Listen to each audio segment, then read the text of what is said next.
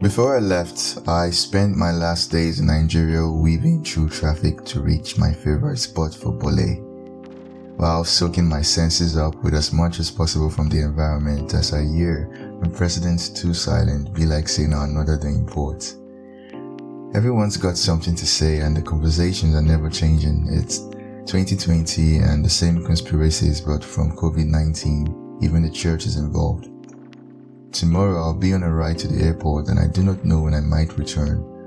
But I just fell in love, so my emotions run wild, as contradictory as ever, just as the warmth of the morning sun and the harmattan wind brushes over my skin in December.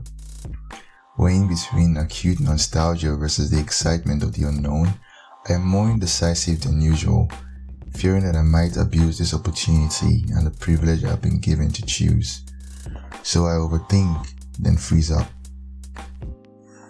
watching time draw nearer to make life-altering decisions like what I'll wear, watch, or have for lunch. And I find it amazing how I seem to have an opinion on what others should do or be. It's hardly mutual, always convinced that something else is what's best for you, not for me. Now the tables have turned and I am dumbfounded, trying to make sense of this many-sided dilemma. As I know there is definitely some safety in the abundance of counsel, realizing my sentimental longing for the past isn't founded only on happy memories, but in obstacles scaled by the collective effort of different but extraordinary persons, united through a blend of love, pain, victory and loss. One shared experience complementing the next and the next into becoming the entire story of us. Still, I consider it glorious to discover for myself what God has hidden.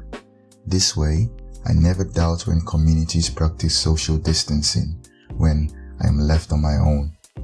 And the more I observe, I find that a lot of choices over which I obsess are not all too exclusive.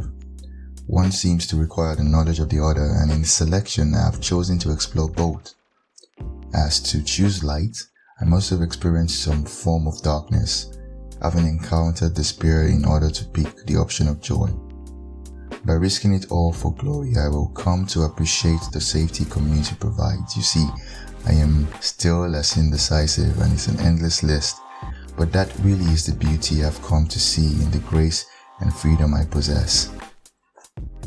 It's complete control and willpower over our foregone conclusions, the ability to do a total 180 at any time, transcending the society in which we grew, never confined by the nature we were born into. And I wonder, is this what it means to be born anew? Having some awareness of the influence of our upbringing on our thoughts and independence, not rebelling per se, but questioning all things and seeking out truth. Learning to listen without comment, here to understand you gently in depth when I probe.